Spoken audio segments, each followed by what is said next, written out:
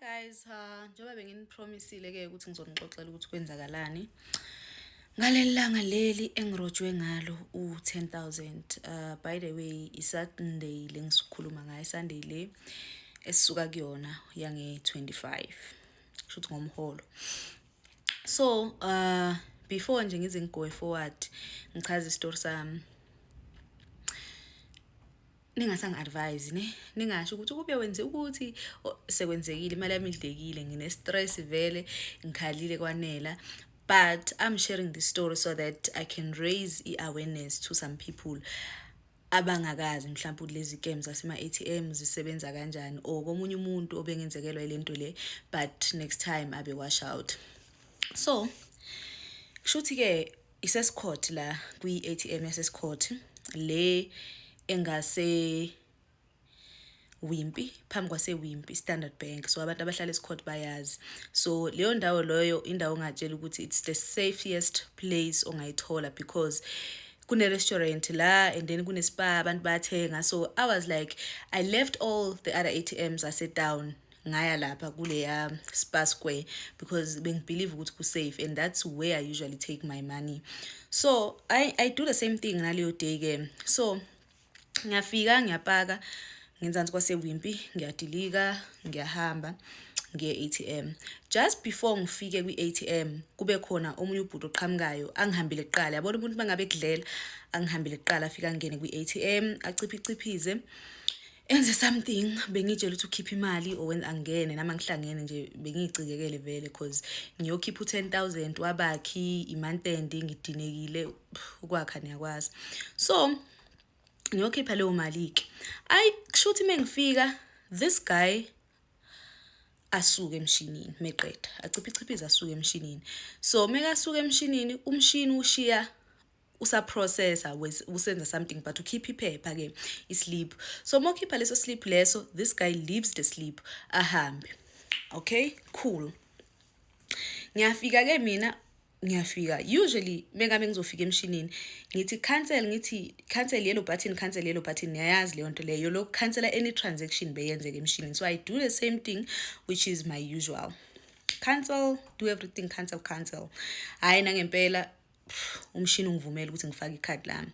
So mengabe ngifake ikhadi lami ngifuna ngiqale ngithi ngizokhipha bengithe ngifuna 10k but ngikhipha u7,000.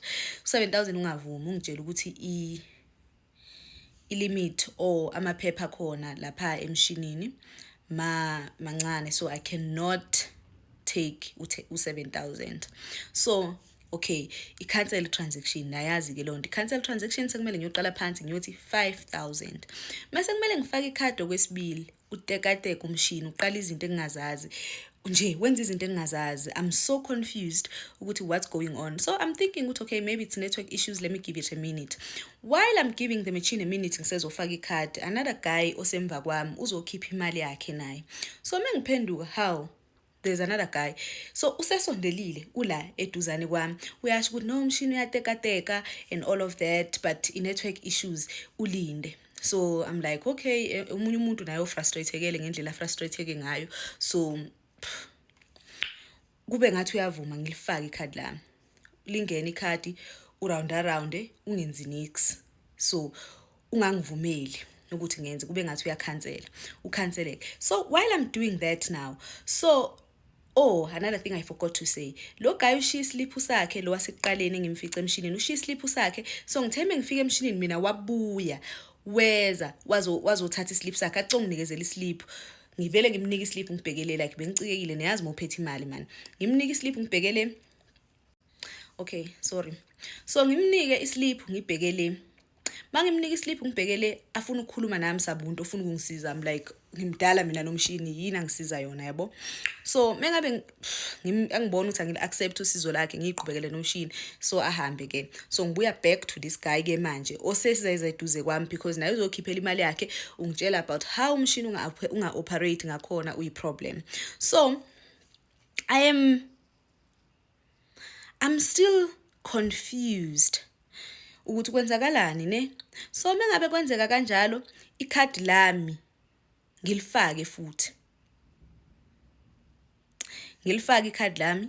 Mangabe ngilifaka round around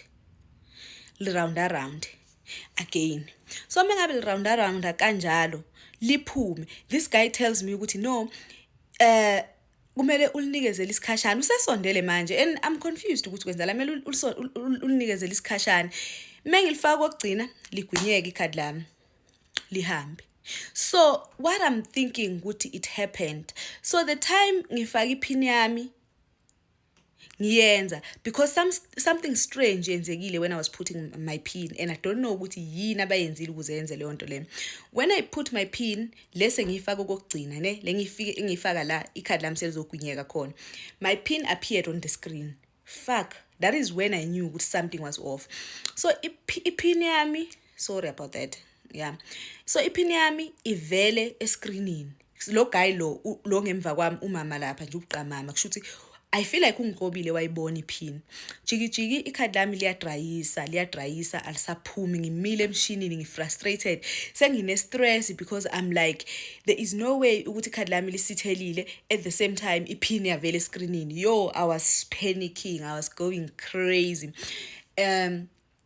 Ngifonele ibank. Ibank ilithatha isikhathi, ngizoreporta manje ukuthi ikhadi lami lenzakaleni li-lost, and ngizothi ngizobatshela ukuthi angizile uzobatshela ukuthi ngirojiwe. Why ngithi ngirojiwe? So mengabe sengiphenduka ikhadi lami seligwinyekile, lo guy lo obela next to me usemena lo munye lo obephambi kwami ofike wenza izinto emshinini sebeme bo2, and babhekene bayakhuluma bayaphenika, ngiyababona ukuthi bangiroba, kube content uyarojwa noLthando la. Ngithi ngisadidekile, ngithi ngiyarojwa kanjalo, ngifonela ibank al-ansari, niyawazi ama call center banonga-ansari on time. So ngibona ukuthi yo kuningi. So within 5 minutes lezi zinto zenzeka manje, within 5 minutes la ngifonela khona ibank, ngingene kwi-app ngithi report lost card, sengiyaphenika ngivala kwasani, like ngizama ukwenza sure ukuthi ayikho imali ephumayo. Ngithi ngisa-report lost card, ngithi ngisathi ngiyacima izinto, ithi 9,850 withdrawn. Yo ngahlanya ngaphinde ngafonela ibank futhi report i-lost card or stolen card, sengimenze several times. Ngiphinde ngifonela ibank futhi ngilithola ibank, ngibatshela ukuthi can you guys please assist me, ngicela nicime kwasani ekuleli card. Oh poor people, umlungu wabantu ongimthole ngaleso sikhathi, she was so quick, wacima kwasani because into eyenzekile ngisale sengiyibona bese kuamanye ama transactions which is ama transfers bese bezama ukwenza and ese bounce, akushuthi bengasavumi because sengireport ikhadi and ikhadi ibank selivalile. So bese benza 5,000, benza wena boma 3,000 nje bayathenga, and they are buying kwenye ama garages around la eScourt. So yeah guys, icase ivuliwe, ngayivula with iStandard Bank, ngayivula futhi nane police station. Ngikhuluma nje nama cases manje kuyi-mess up, but bangilimazile ngoJanuary ongaka guys, like you can imagine ukuthi ngoJanuary umuntu akuthathele u10,000. Laba bantu abananembeza, and iwari yami ukuthi basazoyenza lento le, benze kogogo, benze kwabanye abantu abaningi. So nje yeah guys, niqaphele makuukuthi uyebank yenza sure ukuthi le yanto ka cancel uyayenza ne-yellow button, you cancel ne-yellow button, noma ungayenza kawu4, and mekukhona umuntu ofuna ukukukhulumisa ungamkhulumisi, awukhulumi namuntu, uthatha imali yakho uyahamba. Enye into that you need to make sure ama limit ungawafaka be high. I've never had a high limit in this